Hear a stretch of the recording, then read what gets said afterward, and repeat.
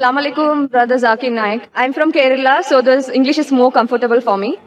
So my question here is, in fact, I'm a reward sister and just 1.5 to 2 months old. And I try my family to make them understand what Islam is and all that. So today, my dad put a condition like, you go to temple, you come with me to temple. So I will come here in peace conference. So as my dad is a very good person, he's kept his promise. He's come to peace conference. So my question is, what I did was for the cause, for a good cause.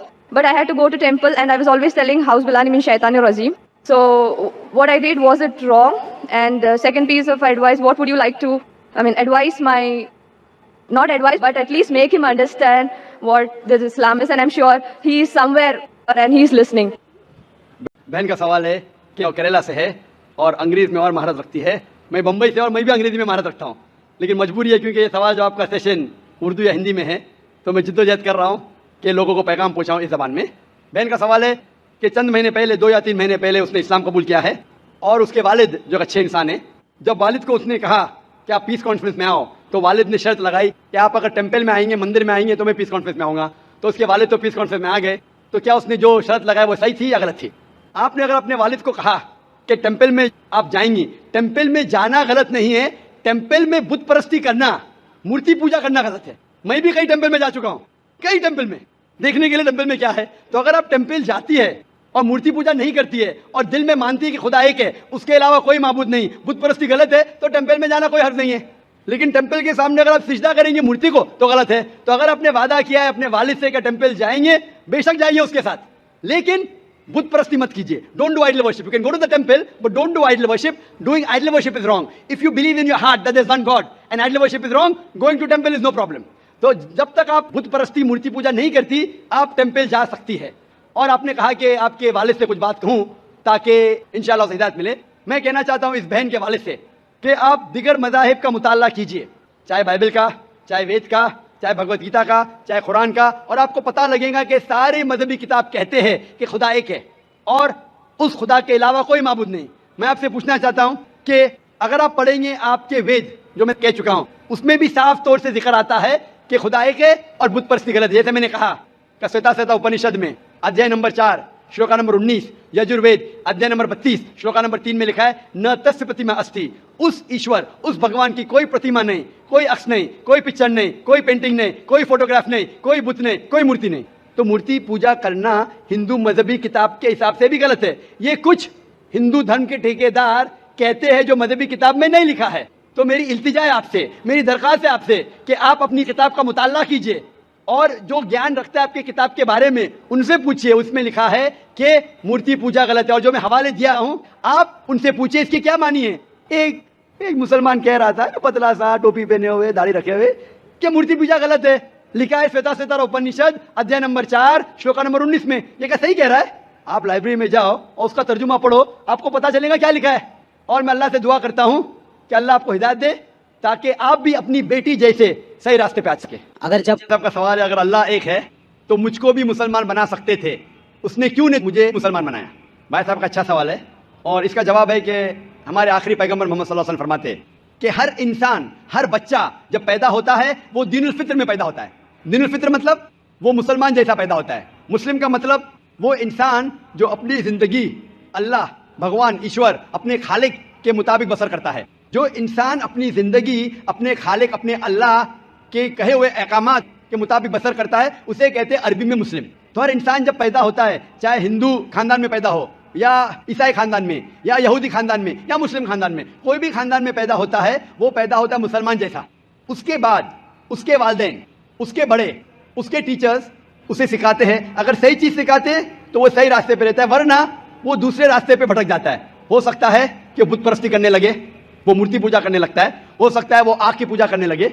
इसीलिए अगर कोई गैर मुस्लिम मुस्लिम बनता है, उर्दू में अक्सर कहते हैं नो मुस्लिम, जो गलत है. अंग्रेजी में कहते हैं convert. Convert means going from one track to the other, which is wrong. सही लफ्ज है लौटा हुआ मुस्लिम, क्योंकि हर इंसान पैदा होता है मुस्लिम जैसा, फिर उसके वालिदैन, उसके बड़े के जरिए से वो गलत ट्रैक पे जाता है और जब सही ट्रैक पे आ जाता है वापस, सही लफ्ज है लौटा हुआ मुस्लिम. अंग्रेजी में कहेंगे रिवर्ट. अक्सर हम कहते हैं नो मुस्लिम, जो इस्लामी तालीमात के मुताबिक गलत है. सही लफ्ज होना चाहिए लौटा हुआ मुस्लिम, रिवर्ट. اور آپ کا سوال تھا کہ اللہ نے تمہیں مسلم کیوں نہیں بنایا. اللہ نے تمہیں مسلم ہی بنایا. ہو سکتا ہے کہ بچپن میں آپ کے بڑے, آپ کے والدین, آپ کے ٹیچر آپ کو صحیح راستہ نہیں دکھا سکے اور آپ غلط راستے پہ گئے, لیکن اس کے باوجود آپ اللہ کو دوشی نہیں ٹھہرا سکتے. آپ یہ پوچھ سکتے کہ اللہ نے کیوں مجھے ہندو خاندان میں پیدا کیا. اگر مسلم خاندان میں پیدا کیا ہوتا, ہو سکتا ہے کہ میں مسلمان ہوتا. اللہ تعالیٰ فرماتے ہیں قرآن مجید میں کہ اللہ اگر چاہے تو سارے انسانوں کو مسلمان بنا سکتا ہے, لیکن پھر ٹیسٹ کیا ہے. اگر ٹیچر چاہے تو سارے اسٹوڈنٹ کو پاس کر سکتا ہے, لیکن ٹیسٹ کیا ہے؟ ٹیسٹ وہ ہوتا ہے کہ ٹیچر صحیح تعلیم دینے کے بعد امتحان لیتا ہے, جو آدمی صحیح جواب دیتا ہے وہ پاس ہوتا ہے, جو غلط دیتا ہے فیل ہوتا ہے. اللہ تعالیٰ نے سارے انسانوں کو اپنا آخری پیغام دے چکا ہے قرآن مجید. اس کے بعد اگر انسان اس پہ عمل کرتے تو پاس ہوتے, عمل نہیں کرتے تو فیل ہوتے. اور اگر آپ اللہ سے کمپلین کریں گے کہ کیوں مجھے ہندو خاندان میں پیدا کیا, تو اللہ تعالیٰ فرماتے ہیں کہ آپ کدھر بھی پیدا ہو, چاہے مسلمان خاندان میں یا ہندو خاندان میں, یہ کہنا کہ ہر انسان جو مسلم خاندان میں پیدا ہوتا ہے جنت میں جائے گا, بالکل غلط ہے. صرف مسلمان خاندان میں پیدا ہونے کے بعد اور مسلم نام رکھنے سے انسان جنت میں نہیں جاتا ہے. جنت میں جانے کے لیے ایک اللہ میں ماننے کے علاوہ, اللہ کے رسول میں ماننے کے علاوہ ان کے احکامات پہ عمل کرنا چاہیے. ہر مسلم عمل تو نہیں کرتا ہے, تو ہر انسان جو مسلم خاندان میں پیدا ہوتا ہے وہ جنت میں نہیں جائے گا. لیکن اللہ تعالیٰ یہ فرماتے ہیں کہ ہر انسان کو سورہ فصلت میں سورہ نمبر 41 آیت نمبر 53 اللہ تعالیٰ فرماتے سنوریم آیاتنا فی الآفاق وفی انفسہم حتی یتبین انہ الحق, کہ بہت جلدی ہم آپ کو اپنی نشانیاں دکھائیں گے. اللہ تعالیٰ فرما رہے انسانوں سے کہ جلد ہم آپ کو ہماری نشانیاں دکھائیں گے ہورائزنز میں, تاکہ آپ پہ واضح ہو جائے کیا حق ہے, کیا اللہ ایک ہے, اللہ کے علاوہ کوئی معبود نہیں ہے. لیکن حق ظاہر ہونے کے بعد ہر انسان اس پہ عمل کرنا ضروری نہیں. وہ انسان سوچ سکتا ہے کہ اگر میں اسلام قبول کروں تو ہو سکتا ہے کہ میرے دوست مجھے چھوڑ دیں گے, ہو سکتا ہے کہ میرے والدین مجھے جائیداد سے بے دخل کر دیں گے, ہو سکتا ہے کہ مجھے میرے تجارت میں نقصان ہو. تو یہ سب چیزیں انسان کو بہت بار بھٹکاتی ہے اور حق قبول کرنے سے روکتی ہے. لیکن آخرت کے دن پر آپ یہ اللہ سے کمپلین نہیں کر سکیں گے کہ مجھے کسی نے بھی اسلام کے بارے میں نہیں کہا. اسی لیے قرآن مجید میں لکھا گیا ہے سورہ انعام میں سورہ نمبر 6 آیت نمبر 158 کہ اس دن, آخرت کے دن, اگر آپ کہیں گے کہ میرے والدین بت پرست تھے, مورتی پوجا کرتے تھے, اسی لیے میں کر رہا ہوں, تو اللہ تعالیٰ فرمائے گا یہ بہانہ نہیں چلے گا, کیونکہ اللہ تعالیٰ خود ہر انسان کے دل میں واضح کر دیتا ہے حق کیا ہے, اور واضح کرنے کے بعد آپ کے پاس کوئی شکایت کا موقع نہیں رہے گا. اور آپ کو بھی, آپ آج اس مجلس میں آ چکے ہیں اور میں نے لاکھوں لوگ کے سامنے آپ کو واضح کیا ہے کہ خدا ایک ہے, اس کے علاوہ کوئی معبود نہیں, اور محمد صلی اللہ علیہ وسلم اس کے آخری پیغمبر ہے. اگر آج آپ اس بات کو نہیں مانیں گے تو کل آپ یہ کمپلین نہیں کر سکیں گے, آپ شکایت نہیں کر سکیں گے اللہ سے کہ مجھے پتا نہیں تھا. باقی لوگ کر سکیں گے کہ نہیں, وہ بعد میں دیکھا جائے گا. اللہ تو واضح کر دیا کس کے ذریعے پتا نہیں, لیکن آج میرے ذریعے تو کر رہا ہے آپ کو, اور اتنے لاکھوں لوگ شہادہ دے رہے اور کروڑوں لوگ ٹیلی ویژن پہ دیکھ رہے آپ کو. تو ابھی آپ کے پاس کوئی بہانہ نہیں, کوئی شکایت نہیں یہ کہنے کے لیے کہ میں مسلمان خاندان میں پیدا نہیں ہوا اس لیے میں نے اس دھرم کو ایکسیپٹ نہیں کیا. میں آپ سے پوچھنا چاہتا ہوں بھائی صاحب, آپ مانتے ہیں کہ خدا ایک ہے؟ وہ تو ہے. آپ مانتے ہیں خدا ایک ہے؟ ہاں. آپ مانتے ہیں کہ بت پرستی غلط ہے؟ پر کون سا خدا ہے وہ پتا نہیں. نہیں, مورتی پوجا صحیح ہے کہ غلط ہے آپ کے حساب سے؟ اب جب میں ہندو دھرم میں پیدا ہوا تو پھر میرے حساب سے صحیح ہو سکتا. آپ کہتے ہیں کہ ہندو دھرم کے مطابق مورتی پوجا صحیح ہے. میں آپ کو آپ کے ہندو دھرم کی کتابوں کا حوالہ دیتا ہوں, مذہبی کتابوں کا. اگر آپ پڑھیں گے چھندوگیا اپنشد چیپٹر نمبر 6 ادھیے نمبر 2 منترا نمبر 1, ایکم ایودتیم, ایشور خدا بھگوان ایک ہے دوسرا نہیں ہے, لکھا ہے سوتا سیتار اپنشد میں ادھیے نمبر 6 شلوک نمبر 9 میں, ناچسیہ کسج جنیتا نچدیپا, اس ایشور کے کوئی والدین نہیں, اس ایشور کا کوئی رب نہیں. مطلب ایشور کا, بھگوان کا کوئی والد نہیں, کوئی والدہ نہیں, اس کے اوپر کوئی نہیں. اور صاف طور پہ لکھا گیا ہے سوتا سیتار اپنشد میں ادھیے نمبر 4 منترا نمبر 19 میں, ن تस्य پرتیما استی, اس ایشور کی, اس بھگوان کی, اس اللہ کی کوئی پرتیما نہیں, کوئی عکس نہیں. پرتیما جو سنسکرت لفظ ہے اس کے معنی ہے عکس. خدا کا کوئی عکس نہیں, کوئی پرتیما نہیں, کوئی فوٹوگراف نہیں, کوئی پینٹنگ نہیں, کوئی پورٹریٹ نہیں, کوئی مورتی نہیں, کوئی بت نہیں. اور یہ پیغام دہرایا گیا ہے یجروید میں ادھیے نمبر 32 منترا نمبر 3 میں, جس میں لکھا ہے نا تस्य پرتیما استی, اس ایشور, اس بھگوان, اس اللہ کی کوئی پرتیما نہیں, کوئی عکس نہیں, کوئی پکچر نہیں, کوئی پینٹنگ نہیں, کوئی پورٹریٹ نہیں, کوئی بت نہیں, کوئی مورتی نہیں. صاف طور پہ آپ کے مذہبی کتاب میں لکھا ہے کہ مورتی پوجا غلط ہے. اور ہندوازم کا برہما سوترا ہے ایکم برہم دیوتیا ناستے نینا ناستے کنچن, بھگوان ایک ہی ہے دوسرا نہیں ہے, نہیں ہے, نہیں ہے, ذرا بھی نہیں ہے. ابھی میں آپ سے پوچھتا ہوں بھائی صاحب, جب آپ کے مذہبی کتاب میں صاف طور سے لکھا ہوا ہے کہ مورتی پوجا غلط ہے تو پھر بھی آپ مانتے ہیں کہ مورتی پوجا صحیح ہے؟ نہیں. آپ مانتے ہیں کہ مورتی پوجا صحیح ہے غلط ہے؟ پھر غلط ہے. آپ مانتے ہیں کہ خدا ایک ہے؟ ہاں. آپ مانتے ہیں کہ مورتی پوجا غلط ہے؟ ہاں. آپ مانتے ہیں کہ اس خدا، اس ایشور، اس اللہ کے آخری پیغمبر محمد صلی اللہ علیہ وسلم ہے؟ سر بٹ اور ایک کوشچن ہے. سوری، بٹ ایک کوشچن ہے. آپ کا ایک سوال ہے؟ ہاں. ٹھیک ہے، پوچھ سکتے ہیں آپ. اگر میں مسلمان بن گیا جی اور ایسا ہی تو انسان کو بھوت ہی بھڑکاتا نا. آپ اگر مسلمان بن گئے تو وہ نہیں، انسان کو تو شیطان ہی بھڑکاتا نا. انسان کو شیطان بھڑکاتا ہے. ہاں. تو اگر میں مسلمان بن گیا اور غلط کام کیا تو میرے واسطے مسلمان کا نام خراب ہوا تو اللہ کیا مجھ کو معاف کریں گے؟ بھائی صاحب کا سوال ہے کہ انسان کو اکثر شیطان بھڑکاتا ہے، اگر میں مسلمان بن گیا اور شیطان مجھے بھڑکایا اور میں غلط کام کیا تو کیا اللہ تعالیٰ مجھے معاف کرے گا؟